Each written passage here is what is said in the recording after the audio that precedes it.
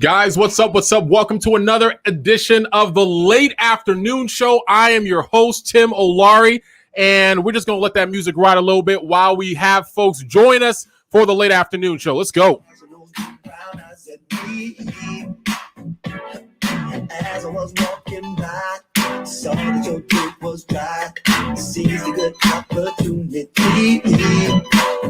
Oh, yeah. Electric magnetism in the air. Called me out of nowhere. I'm buzzing like guitars and rock and roll. You give me those good old If you are joining us for the first time, please let us know in the chat where you are joining us from. Put your city, your state, your country. Let us know if you're with this live stream. If you're coming on the rebroadcast, just put a 2. This means you're watching it afterwards. If you're joining us for the rebroadcast, let us know. We have an amazing doctor guest. Oh, we got Wayne coming in from ATL. We got Dr. Shelley James, y'all. You guys do not want to miss the insight, the light that will be shed on light. Let's go. Had to let down my guard when you asked me about my zodiac sign. Now the ball's in my court, bouncing it back and forth, knocking down shots from the 3-point line. Oh yeah, electric magnetism in the air, caught me out of nowhere. I must have met you one lifetime ago. You give me those good old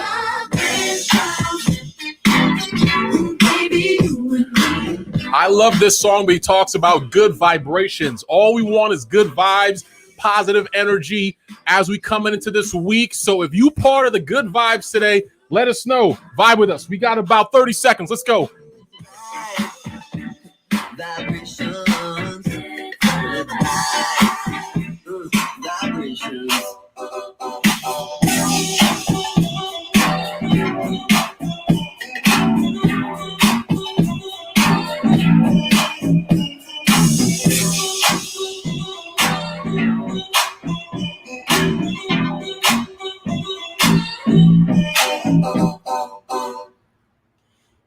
Ladies and gentlemen, it's a wrap. Thank you so much for joining us on the Late Afternoon Show. I'm your host, Tim Olari.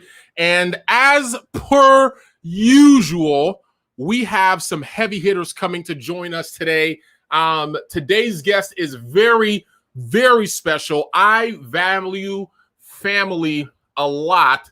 And I always am a big fan of my brothers. So anytime somebody talks with me and they ask me like what position I am in the family, I tell them that I'm the oldest, but I am the least coolest brother because my 3 brothers that come after me have so much swag, have so much style, are so responsible. In fact, my next little brother, John or Ife, I call him my big little brother because he is so mature, so swabby.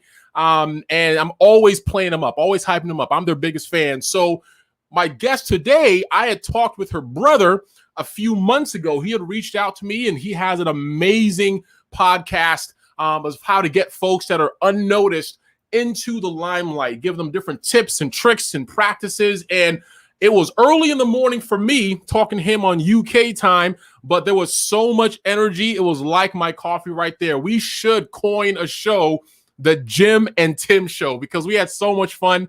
Jim James is amazing. And so after we were done, he would say, you know what? I got somebody for you. somebody that would be awesome on this show. And he was describing her. She's a luminary. She's wise. She's exciting. She's energetic. She's done some amazing work in the study of light and its effects and well-being. And I'm like, oh my gosh, who is this? It was like, it's my sister. I'm like, yo, you describing your sister like this? It was so heartwarming. I was like, yo, I definitely have to chat with her. And I talked with Shelley a little while afterwards, and I could feel the energy coming through the screen. And I was like, you know what? We need to stop talking because we're going to do the whole podcast just in this introduction.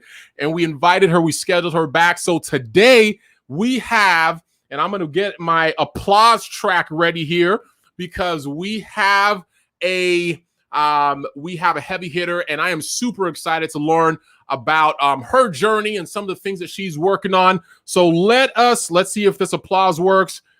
Oh, do we? Yes. Oh no.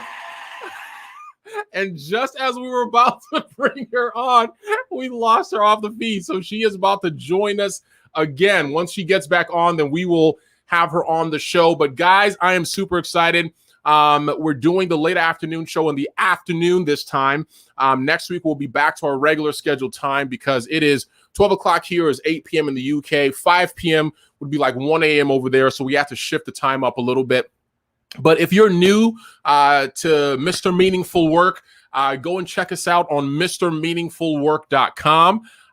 Go and look at the previous episodes of the late afternoon show. We have it on MrMeaningfulWork.com. We also have it on YouTube, and we have them on Spotify and Apple Music. So just search for Mr. Meaningful Work, the late afternoon show, and you'll be able to see all the things, all the guests that we've had in season 1 and in season 2. We're right into season 3. We're gearing up for season 4.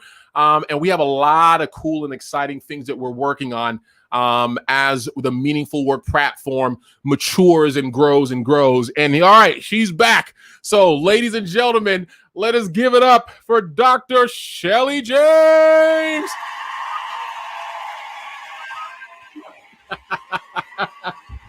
Woo! There she is. There she is. Doctor, how are you doing today? I'm doing really, really well. Really well. Yeah. Loving the sunshine over here. Loving the sunshine. What part of the world are you in, Doc?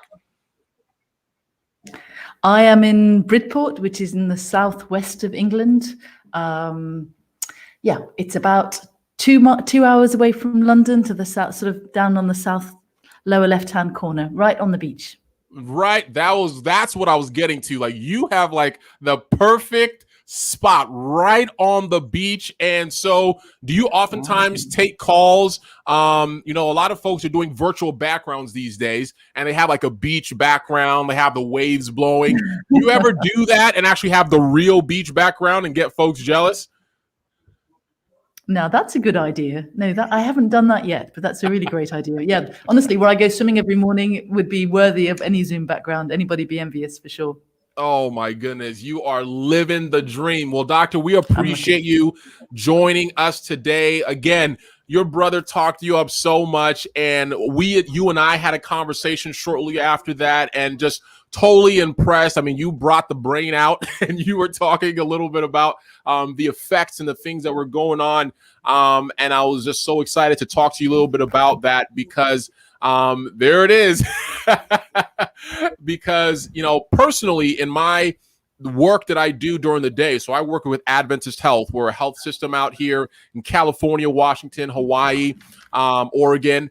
And we talk a lot about well-being, not just sick care and getting people healthy after they come to the hospital, but how do we create an environment where they can live longer, live better, live a more meaningful life. And so this really resonates with me and some of the work that we're doing at my work. And so I just want to ask you, what got you into this journey of studying light and the effects of light on well-being? Walk us through that a little bit.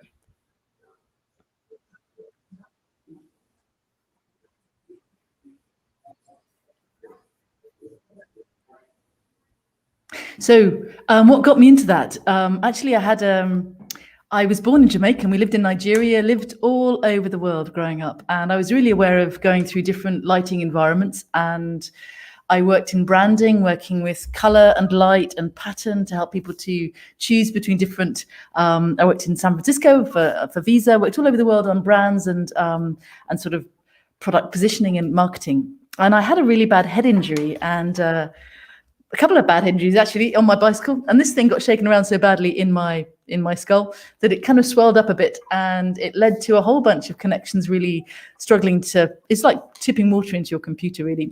So I had to retrain my brain, including my visual system, and I was really acutely aware of how when the brain is shaken up in that way, it struggles to filter out the different signals that are coming in from your eyes and your ears and the other senses. And so I had to basically retrain my visual system. And I learned so much doing that I decided to go and study that. And I have a residence at the Eye Hospital in Bristol. I did an MA in printmaking and then started to embed prints inside glass, which led to a PhD from the Royal College on vision and delusions and optics. So that led to working with glass, and obviously the way that light travels through glass is such a remarkable thing. And I wanted to find somebody who could help me to light my work, and couldn't find anybody to do that. So I went back to college and to a trading estate and got my qualifications as an electrician. And then wanted to understand a little bit more about how lighting works. And actually, what's really fascinating is that the way the brain is wired is, there's lots of electricity going on around there, and short circuits of all kinds. And so that led to my current practice as a luminologist, where wow. I help people to understand how light can completely transform your life. It can really, there's a lot of scare stuff out there about bad screens, but actually, if you use light well, it can help you to learn, to sleep, it can improve your mood, it can help you to lose weight, it can reduce the need for pain medication, it can help you to get home from hospital sooner. The way that light works on the body and brain is a remarkable thing. So as you can see, I'm passionate about that. So the journey is begun here, and it continues here, really. There's two things that just jumped out at me in that story, Doc. And first thing was that you went to trade school to become an electrician. So you're a approved and certified electrician. You can build a house and put all the wiring in it if you wanted to. Is that correct? Well, I didn't actually go all the way to that next bit, which is being able to sign off the wiring. I can design where they go. I can design what lights you need where. I can even choose the cables for you. And I can probably, I actually have worked as an electrician on site. I can do that wiring thing, but I can't sign it off. That's another level. And I decided that actually there was so much I was already enjoying working with artists and scientists to use light to communicate their work, that I decided that actually that next level was not. I was getting a bit grey-haired for that by then, so I decided that I would leave that to others, but collaborate with other people to do that final sign-off. Wow! And the second thing that I heard that I appreciated, as there are obviously many different ways that light impacts and improves and helps different bodily functions and well-being overall. But one thing particularly, I know a lot of folks are very interested in their physical health and losing weight and gaining muscle. And so I heard you say something that light can help in weight loss. Talk to me a little bit about that. Yeah, it can. The way that the whole of the body and brain, 88% of all the things that your brain and body does are entrained by light. They are entrained by the light-dark cycle and by a whole bunch of extraordinary things that we don't completely understand yet. We only discovered the cells that manage this about 16, 17 years ago. So it's like a new frontier. But what we do know is that the whole of this system works as a kind of cascade, a bit like a really well-oiled machine. One thing's ready, and then the next thing's ready, and the next thing's ready. You wouldn't want to have your whole factory running all the time. No. So you have this amazing sequence of things that happen. through your day-night cycle. And if any disruption in that natural day-night cycle ends up with stuff backing up, you don't digest properly, or you build up fat, the way that you process sugars changes, you don't clear out correctly, all the toxins don't disappear correctly. So every single part of your body has a kind of it's got a recycling time, it's got all those sorts of things. And there are times of the day in your circadian rhythm, so your day-night cycle, when you're strongest, your muscle strength is greatest, when your flexibility is greatest. And so we know that if you want to build muscle, if you want to manage your weight, if you want to, the other reason, so not only is the kind of metabolic system tuned to the time of day, but also your mental and emotional system is tuned to that time of day. So who hasn't reached for snacks at midnight? Who hasn't, when you're feeling upset or scared or worried, reach for something that is comfort food? So we also know that there's a massive mood component, an alertness component to your consumption of light, your diet of light, and that affects there's something else which you might enjoy, was interesting, which is that in environments, restaurants, for example, where the lights are brighter and cooler, you make very different choices about your portion size and how healthy the food is. So people will stay longer, they will eat more, they will eat fattier foods in a kind of a cozy restaurant. And especially if the waiter is kind of coming by and offering you another scoop of ice cream, another glass of wine. So it's the way that we light an environment not only affects your mood, it affects the way that your brain processes inhibition, essentially. Wow. So all of those things come together to create your experience. Another thing about food is that color temperature changes your experience of food too. So color temperature, so like the hues of different light. Well, there's not only the hues, the warm to cool, and that affects your alertness, but there's also, in a light source, there's something called the color rendering. So if you think about light, it looks white and it comes down from the sun. And if you put that through a prism or even through a glass of water, it creates a rainbow. But in fact, artificial light only contains parts of that spectrum. So because it's made artificially, it's not made by the sun. So an old-fashioned incandescent bulb, it's glowing like a fire. So it's got a whole bunch of it's got a smooth curve of warm wavelengths. But an LED or a fluorescent, it only has part of the spectrum. And so you can only ever see part of the spectrum. So some foods will look very different under a better quality light than under a bad quality light. You wish you never asked that. I had to mute my mic because they're deciding to mow the lawns like next to me, and I didn't want that to impede. But so the diet, first of all, diet of light. This is going to make it into our recap tomorrow. Your diet of light and the color temperatures affect how we eat at what portion and what looks more appealing. Hey Lori, welcome. We see Jim is on here. What's up, brother Jim? Hey brother. Hello. Now he's a man. I mean, you were talking about your little brother. Honestly, I wouldn't be here without my amazing Jim. So yeah. Shout out to Jim. That one. But I mean, that is just so fascinating. And I mean, I kind of knew that there were some relations to light, like our building. So Adventist Health, they were very intentional about where they placed some of the desks and offices based on how the light came in, and productivity, and there's some shading and glass, some glass treatment, to that, but did not know that it affected us in that way. One of the things that I'm really interested in as a father, and I know there's other folks that are family folks here, is that you've also been doing some work on the effects of light on kids and on children. Talk to us a little bit about that. Actually, that was the starting point for some of the work I'm doing now. In fact, inspired by Jim's kids, my amazing nieces. Again, they're remarkable. I've sort of anyway, it's a long story. So essentially during lockdown, I saw that they were, I came to Bridport so I left the things I was doing in London, and I'm here with my amazing mum down here on the coast. And I could see that the kids around me, including my goddaughter and Jim's kids, they were trying to work indoors with really rubbish light. And actually inspired by them, and with the knowledge that I had about the way that light affects, particularly the growing brain, because it's rewiring itself, it's trying to work out what's what in the world. And the eyes are still growing, so they're more likely to wear glasses if they don't get good light.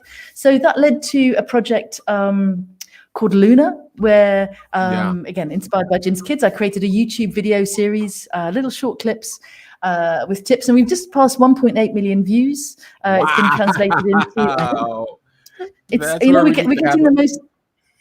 I know, it's amazing. We translated it into German and Italian, and the German kids are particularly looking at the one about light and learning, about the way that screen time affects their ability to go to sleep and then ability to remember stuff. They're watching that an average of 2.7 times. We're getting a 275% click-through rate on that video. Wow. Amazing. So you're doing the right thing when folks are looking through, they're staying on, they're watching the whole thing. I need to get my kids on that, because we are we're trying to get them away from being indoors and watching TV and all this artificial light, and being able to take advantages of that, but knowing the science behind it and knowing how to have a proper diet of it is important, and being able to share that with them is going to be so key. And I know there's other families that would be interested in that too, especially coming that, at least for us here, it's going to be summertime, right? Kids are out of school. They're going to be out on holiday. They're going to be outside. Hopefully they're going to be outside. COVID, we have the whole situation where everybody's kind of being a lot more careful with that, but this is a great time to take advantage of that. Doctor, I want to ask you another question. As far as you've been working on a lot of stuff, you've got some phenomenal partnerships. You got some great organizations and institutions that you've been working with and bringing on. I mean, even since the last time that we spoke, there were some things in the works, and it seems like some momentum has built up since that time. But talk to me about what is the thing that you're most excited about. If you look at your buffet of projects and things that you're working on, what would you say in this year or in the coming 18 months, what are you most excited about seeing to come to fruition in what you're doing? So I suppose after the Luna continues, but actually what we realize is that 80%, we spend 90% of our lives indoors. So for a 40-year-old, that's 36 years of your life. And 80% of the people who make the decisions about the homes, the lighting in your school, your hospital, your office, they have no training in lighting at all. At all. And so there's a kind of a bare bulb sort of minimum legal, but actually the technology is there now affordably and sustainably to do so much better. And so I've set up a project with 6 amazing sponsors and the World Standard and a bunch of global partners called Luna Pro, which is actually setting out the business, making the business case for healthy lighting, so that those 80% of people who decide about the 90% of the places where we spend our lives actually have some tools to make some better decisions. Because what they've been doing at the moment is just going for, well, if I think about it like car tires or something. So if you want a car to go just around the block, retreads are fine. But actually, we spend more money on lighting for tomatoes than we do for kids. So there's something wrong with this picture as far as I'm concerned. So because we can measure, because the problem with the way our world currently works is that there's a split incentive. You don't, the kids can't choose where to go to school, actually. And we can tell if the cash crop is working better. So what we say, so that's the thing I'm most excited about right now, is that I'm building a set of case studies and then a sort of a communication campaign, including the head of Lighting for Arup. Just some amazing people on board to make the business case for healthy lighting and cut through the rubbish. The manufacturers I've got a team of 6 lighting manufacturers on my team, and they've all agreed not to talk about products. they've all agreed to just talk about solutions. Yes. And that's a massive transformation. So Yes. I'm super excited about that. So that's my goal. That is exciting. And is that something that is being focused more in Europe? Is there some US based things there, or what's the reach and scope of what you're working on? Well, it's global, actually. So Nice. one of my partners is BIOS, which is a lighting manufacturer which came out of NASA.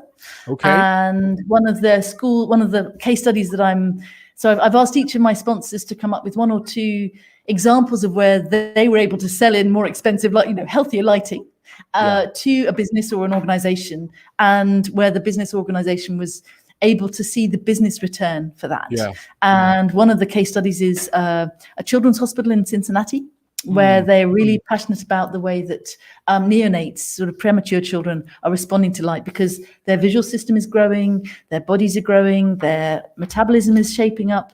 So they've just invested in a new lighting system from BIOS. And we're looking at a case study with Harvard. They're installing better lighting in the Harvard Business School. Wow. Yeah, I know. So, and WELL is a standard that is a global standard. Actually, it's an American group, and the head of communication there is on my advisory team. So, nice. So it's global, but because actually, I think, as long as we're in our corner, as long as we're talking to ourselves, we're not going to get anywhere. Yeah. I think that the group WELL, so our building for Adventist Health, I think, is qualified as a WELL building, and so I think there's a lot of alignment there. That is super exciting, and it's good to know that there are folks that are being super intentional about where we work, where we live, how we go around, these things that we probably wouldn't have taken a second thought about, but the lighting and spreading the education about it. So it's not just about the product, but it's about the education. Folks can have they can plan intelligently and intentionally about creating an environment where folks are experiencing healthy light, and as a result of that, they have better cycles, right? Which turns out to better bodily functions and lower stress and all these things that contribute to well-being. And it just starts with something as simple as what light bulb did you put where? Or what window do you put where? And the reasoning behind that is something that's seemingly subconscious, but has such huge impact on our world. And thinking about all of this and some of the work that I've been doing for the last year or so of really trying to be a gatherer of definitions, if you will, of meaningful work, the activities that you do, the work that you're engaged in, and what does meaningful work mean? How do you apply it? It's been this kind of nebulous kind of idea, something that wasn't really practical, and we're trying to make it more practical and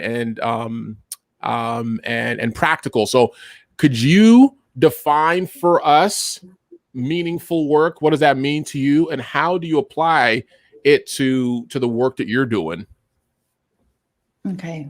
I mean, you kindly sent across that question earlier, and I mean, pondering that, I think that for me, meaningful work means leaving a situation better than you found it. And that could be taking out the trash. That could be making a cup of tea for somebody. That could be giving somebody a smile. That could be opening a door. It could be waiting while somebody else goes through the traffic light. So I think meaningful work is actually about service, and it's about being aware of how you can make a difference. So I don't think it needs to be high profile. I don't think it needs to even be thinking about a kind of commercial return. I think it's to do with leaving the world better place than you found it, in whatever way you can, when you can. So for me, that's the definition, is to do with that.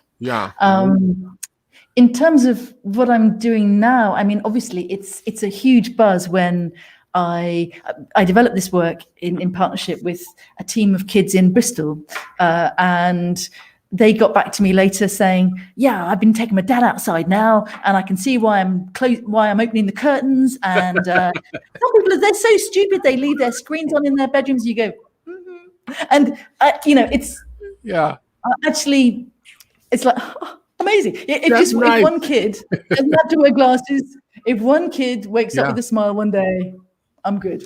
Yeah. So I guess that's it. It's clean, it's simple, but it's powerful. Leaving the world in a better place than you found it, right? Doing something that has positive impact, whether it's for one person, whether it's for one neighborhood, one family, what have you. And it's an approach to life. So as opposed to it being specific to a role or a job or a project or product, it's a general kind of direction. Like you go and you move through life with the mindset of, how do I leave it better, right? How do I learn from this thing and leave the situation that I come in better? And I think everybody can really benefit from that. As we wrap up, Doc, what would be the best thing that folks can do to support you and what you're doing in your organization? Is there a course we can take? Is there a video we can watch? Is there a way we can subscribe or support? Like what would be the most meaningful thing for our listeners and members to do to support whatever it is that you're doing? I am actually putting together a CPD, a course, a simple course. Okay. So actually reaching out and sending me an email to let me know that you'd be interested, then that would be amazing. Cool. I think that the other thing you can do, actually, that's it. Reach out and say hello, and I can see how I can serve you. If there are ways in which in your organization you'd like to learn about how Light can support you in your in living happier, healthier, fuller lives, then in whatever way that is, then please just that's the most important thing for me right now is building a tribe of people who want the same thing, and out of that we're building a series of I'm doing a CPD, writing a book, a whole bunch of things are going to come out of that. So in the first instance, just building a tribe, making connections is really what I'd love to do. Thank you. So is there a website that has your contact info that folks can go to and send you a quick email and a quick hello? What's the best destination for that? Yep, it's ageoflightinnovations.com or Shelley at ageoflightinnovations.com. And I'm on LinkedIn. That's where I'm mostly. I'm also on Clubhouse. I'm just about to start a room about the science of light in the next 2 weeks. So a sort of a half hour about the latest science papers that I've seen about light. People might want to jump in and have a chat there. So I'll be posting that on my website. I'm hosting a talk with the head of Arup in a couple of weeks' time, with the Arup Lighting in a couple of weeks' time, which you might enjoy. She's an amazing woman. So yeah, just sign up and just come in and say hello on the website, and then we can go from there. Awesome. And we'll put that in the show notes tomorrow. ageoflightinnovations.com, Shelley at ageoflightinnovations.com to get in touch with her if you want to learn more and see there's just a wealth of information and the education that is being put out there. You'll see some of the partnerships that she's been able to have. Go watch the video on YouTube. If you guys are on Clubhouse, I know they've opened Clubhouse to both iPhone and Android users now. So go on Clubhouse. And what's your username on Clubhouse? Is it Shelley James, or let me see if I can even look it up. I think it is. I don't know. Well, I should put it on my website. We can find out, and we'll put it in all the ways to get in contact with Dr. Shelley. We'll put it on the show notes and the recap tomorrow. But we have, all puns intended, been enlightened today on the effects of light and well-being, and seeing how you are really a shining light. I mean, just your presence, your passion, your aura is just a manifestation of the great things that light has done in your life and what you're doing for us as the general public. So I just want to appreciate you so much for taking the time to to connect with us today.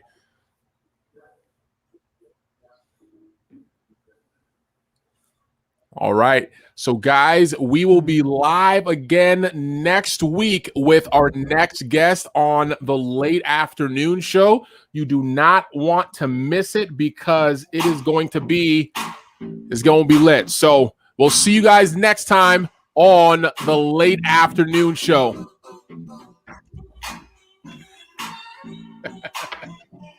Hey, hey.